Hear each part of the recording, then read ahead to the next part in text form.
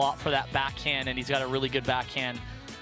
Chris Hayworth, he takes big swings, but he kind of drives the ball pretty flat and through the court, very lengthy. Game covers one, a lot of time court, in. gets a lot of balls, so it's very, very tricky. Connor's going to have to play pretty well here. First play underway. Ooh! Just short was the call, or Hayworth saying it's hitting the net. Went through the net. The net and the post. Connor laughing, I think he knows. Yeah. We'll have Leah Jansen jumping in the booth here shortly. 0-0. Gathering herself after that last match. But Chris Hayworth, man, he can throw hammers. What's the biggest danger to his game? Like, break it down for us. You're looking at Chris. What's his strengths? His forehand, his backhand, his serve, his return. I mean, everything. I mean, maybe his volleys, but even then, he covers a lot of court. It's pretty hard to pass him. I think one strategy maybe is you try to hit harder than him. Try to hit through the court and deep. Kind of he takes bigger swings, which allows him to hit harder, but he needs time. 0-1. There's not a lot you can do. The guy can catch fire. Point. Well, he seems like he's just built well for the game. He glides through the court. His movement is well. He's efficient with his feet. He sees the game well. He sets himself up well. Yeah, and having the height actually really helps in pickleball. Just you don't have to take as many, steps. You can kind of take a couple steps, especially at the net. You see it in Christian Olshan. You take one step, he can reach out and pretty much cover the line on each side. That's what Chris does really, really well. Wicked stuff from Connor Garnett to E-Nation just a moment ago. Got to give him some love. Fresh off a Triple Crown performance last weekend in Vietnam, here stateside. Connor Garnett has 2 golds in men's singles, 9 silvers. That's a lot of finals this guy has been to. Point. Ball was out on the side of Garnett. Hayworth knocking that one a bit deep, but yeah, Garnett has been a proven winner on the Carvana PPA Tour. Recently made it to a final at a slam, lost to Ben Johns in Atlanta.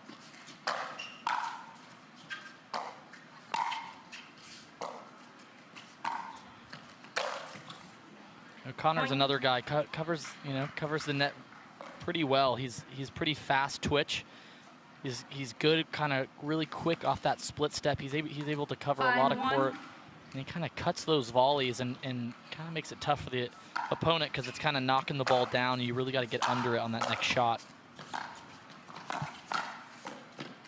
So good. Talk about that coverage. All it took was a half step, throwing the paddle out. Anticipation next level for Chris Hayworth. Where do you think he'll be in the rankings come season end? Got to be in the top 5 or 10 in my mind.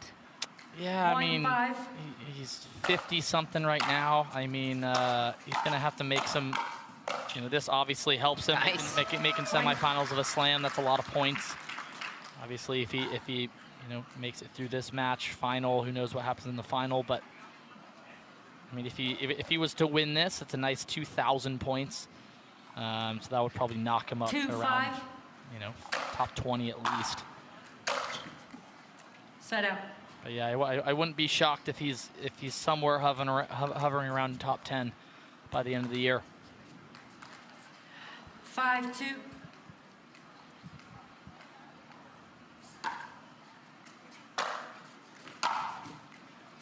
Side out. Big attempt from Connor Garnett down the line with a 3-point cushion. Hayworth will take it back. 2-5.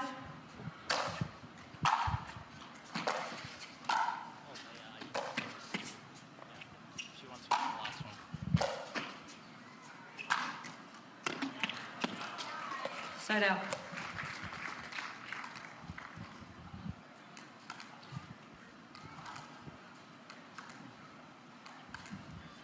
Five, 2.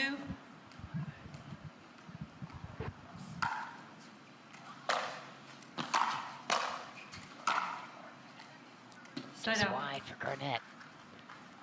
It's the 4th meeting between these two on the Carvana PPA Tour, their first since August of 2024 in Kansas City, where Connor Garnett broke through to win his most recent gold title in America. There's a big play for Chris Hayworth.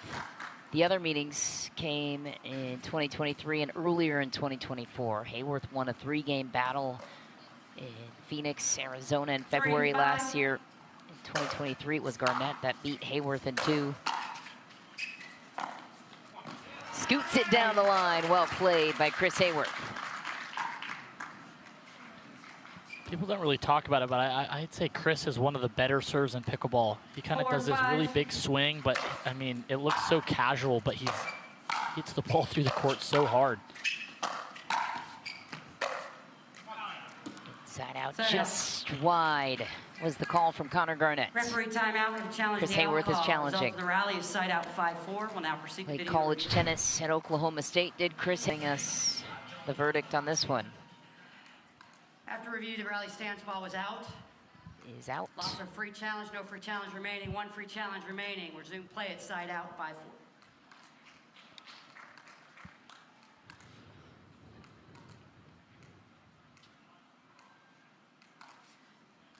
Time in. 5-4.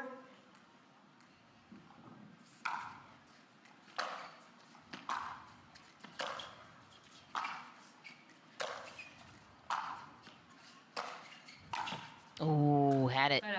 Lets that one slip away. Does Garnett another chance to tie it here for Hayworth, who, by the way, is listed at 6'4". Talk about that length. Knocked out the world number 2, Federico Staksrud, in the quarters.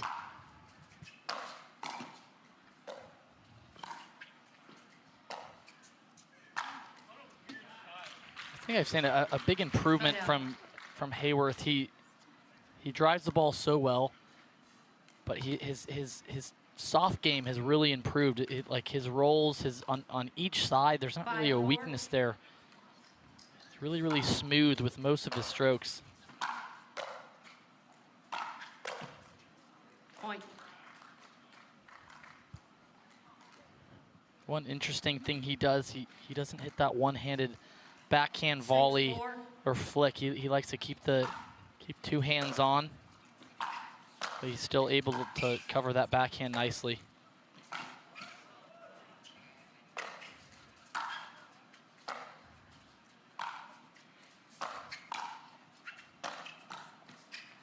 Wow. Connor Garnett keeping it alive, throwing up a couple lobs there. Second one just as perfect as it could be. Defending well at the net, setting up that put-away shot. Good effort. 7-4.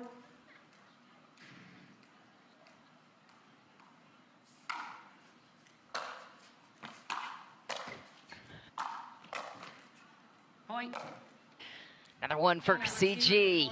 8-4 lead. Hayworth not playing to the height of his powers, but a lot of the credit due to Tui Nation. Pulling him out of it. Garnett 3 points away from taking the first off of Chris Hayworth, looking to complete the cinder. Wanted it to end, but some great wins along the way there. Here's Connor Garnett looking to take one off Chris Hayworth. Sends that one deep. So let's get your thoughts on this one, Leah. What do you see when you look at Chris Hayworth and Connor Garnett in the clash of styles here after this point?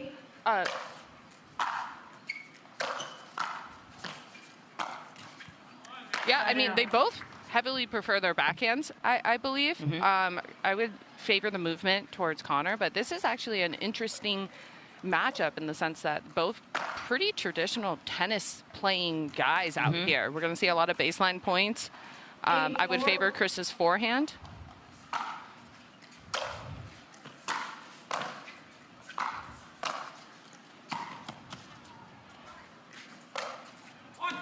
Shifty play from Garnett, but Hayworth picks the perfect spot. Ball back to his side.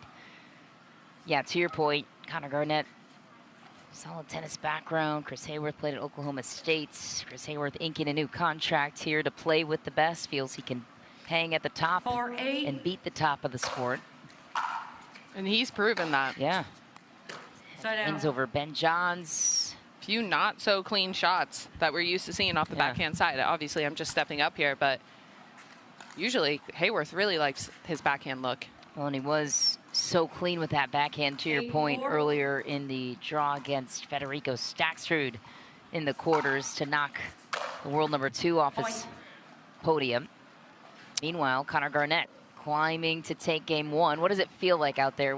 Put yourself in Hayworth's shoes, where you're like, you're not playing. I was just there. Your ability, right? I mean, we could feel it up here too. It's like, it can be hard to find it sometimes when you're down there by yourself. I think it's more so, you know, especially with the progressive draws, you have this match lead up, and they're the last on. I warmed up with Chris, so maybe I rubbed off on him. I'm just kidding. I've been suffering from the yips for a month now, so I'm just happy to be here. It was very disappointing to play that like that today, though. It's out. Connor Garnett takes game 1, 11-4. Chris Hayworth will have to flush that one and regroup. Heading into game 2, well played by Connor Garnett, looking for a finals appearance against Christian Elshon. Now, Leah, what would you tell him? Well, I would tell him that Garnett seems to like a lot of angles, so I would tell him to challenge the forehand middle. There it is. Some good emotion there. Challenge the forehand middle? Yeah, I think that Connor really likes to play a bunch of angles. So when you see that, I mean, I did a similar strategy against Kate today that worked for a few points and got me some. When someone's really hot on the angles, you can just go in the middle of the court, shortens it for them, and gives them a lot more time to think. Keep an eye on that. Both players looking for their first career Grand Slam title on the PPA Tour. Would require a win over Christian Elshon next, no matter who wins this one. That's deep for Connor Garnett. Garnett made it to the Grand Slam final in Atlanta. Dropped a 3-game tight match that he had the ropes on with Ben Johns. Found another gear late in game 3. Oh, what a scramble from Connor Garnett. He is so shifty.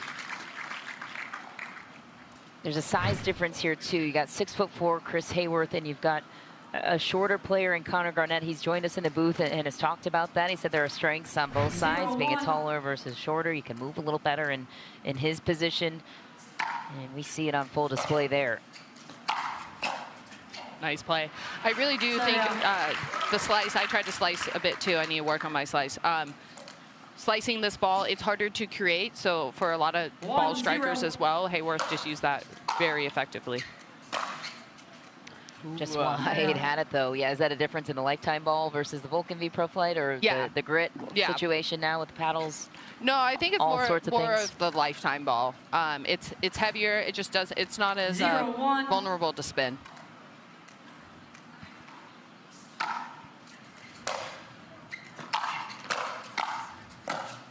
Great play right there. Yeah, when Chris Hayworth gets to the net first, he seems to be highly favored in the percentages there.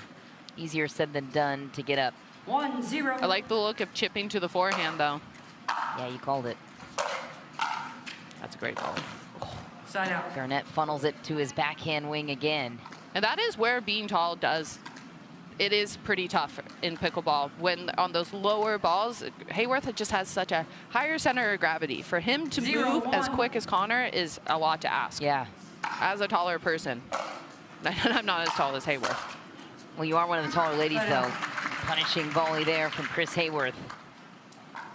Yeah, and he's basically chipping Connor's forehand and then covering the line, forcing Connor to go cross, which is his least favorite shot. It's a good tactical move by Hayworth. And slice serve.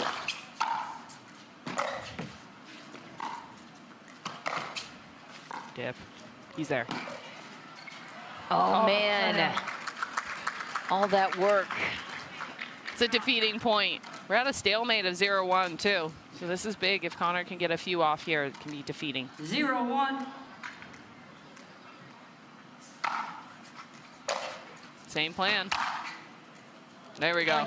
But I like that play. I think you got to make him hit that another 11 times, 10 times. Yeah, I was just going to say same plan, but different result. Connor Garnett wielding the angle that time that Hayworth was willing to give up. 1-1.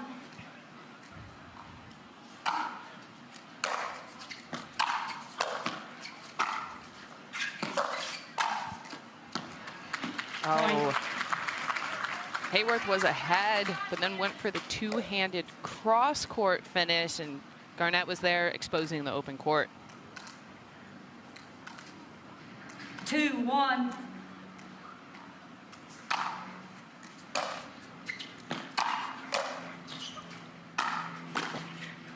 Oh, boy. Yep, you're in trouble there. Garnett pockets another one. 3-1 lead.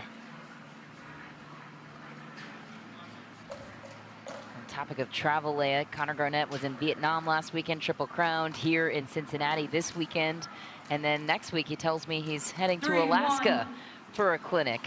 This guy's all over the map. He has relentless energy, Connor Garnett does. I was just going to say. Oh, wide for Hayworth. Now Hayworth is forcing to go for a little bit much. He doesn't want to stay back and play these long points. It's rare that you see him frustrated, him being Chris Hayworth, too, has such a good court demeanor about him overall, but... Singles does that. Well, and your B or C or lower game in singles does that. You're just like, oh my gosh.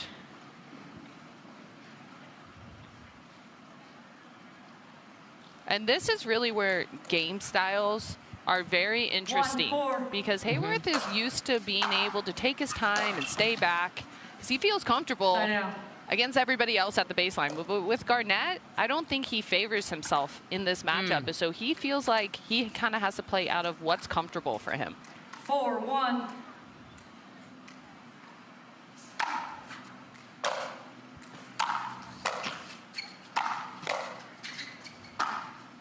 oh my. Dewey Nation lighting it up down the line. He can just go anywhere with that shot. Yes, he can. Timeout, receiver, Takes 5-1. a 5-1 lead with it. Another look at the play. And we are going to step aside with the players on the court. Connor Garnett, 6 points away from another Grand Slam. And Chris Hayworth here in the next 6 points to get his first Grand Slam title. There it is for Chris Hayworth. And a little emotion behind his paddle as well. Needs that.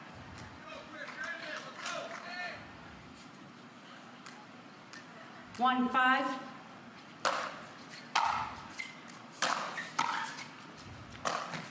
Pretty interesting that Garnett seems to be targeting the Hayworth backhand. I admit I have not watched a ton of Chris Hayworth singles, but usually he seems to be striking his backhand very well. And he did bring up the line of thought a time ago. Chris Hayworth did on a podcast, hit to the strength first to open up the weakness. No, for sure. I mean, you saw Kate do that at the end of our game, where she hit to my backhand, then to open up. I can't even call my forehand a forehand right now. We'll just call it a push. Do you typically prefer your backhand to your Never. I don't think I've ever been known for a backhand. That's a key adjustment from Fahey. Nice work there. And Garnett hangs on for another. I was going to say, I don't remember you ever truly loving that backhand. I am known for my serve and forehand, so that's why this tournament and last tournament has just been like, what in the world is going on? Well, hey, you still made it to the semis. And we'll play for bronze tomorrow regardless. Nice angle for Hayworth. Cross court, side out. I really think that's what Chris has to do. Just isolate the Garnett forehand, keep the volleys over there, and let him beat you cross. If he can beat you cross with his forehand, he's having a great day, which he already is. Too many third shot misses from the baseline. A great day and a great tournament for Connor Garnett, to your point. He had a monstrous win in mixed doubles, playing alongside the underrated Millie Rain. Super underrated. Win over Christian Alshon and Captain Parento, the 3 seed. Now playing in the semis. A couple wins on his way here. Oh, no. Oh. Side out. He's still in this, though. I mean, Hayworth has not been able to score on his serve. Get a couple, 3-5. Garnett starts to think about it. Wow, he's just taking every ball cross-court to the Hayworth backhand and coming in. Yeah, and I think Chris would agree with the statement. It's just not the same level we saw in the quarterfinals yesterday against Fed. For sure. And again, you know what it's like to be in this position. It's like the isolation you can feel when you're out there by yourself trying to find it, and when it's not feeling like it's fully clicking, the world starts to fall on your shoulders a bit. Connor Garnett, 5 points away from a date with Christian Alshon in the finals.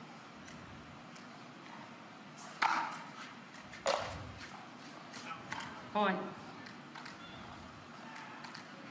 Very defeated looking Hayworth here. 7-1.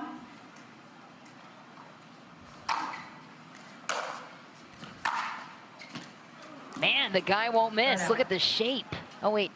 Is it out? No, that was definitely in. I was going to say. I thought I heard a sign out from the ref. I think that was like a foot inside the baseline. Oh, yeah. I think Hayworth just threw up his hands like, what the heck? And they assumed he called it out. Garnett can just hold his backhand and go any different direction, do any different pace. Wow. Doing a runaround forehand. And when you're against somebody that's not missing, your game plan's not working, you're kind of out of options, right? For me today, I just started throwing different spins in to Kate, and I started trying to, you know, bull rush the net and see if she could pass me, because I wasn't going to be able to hang from the baseline. Seems like Hayworth is just going to try and hit his way through this one. Point. And even on the one he could reach, still no dice. Match point for Connor Garnett. Very impressive. Has he dropped a set all tournament? 10-1. I don't believe he has. Nope. Sweeps across the board.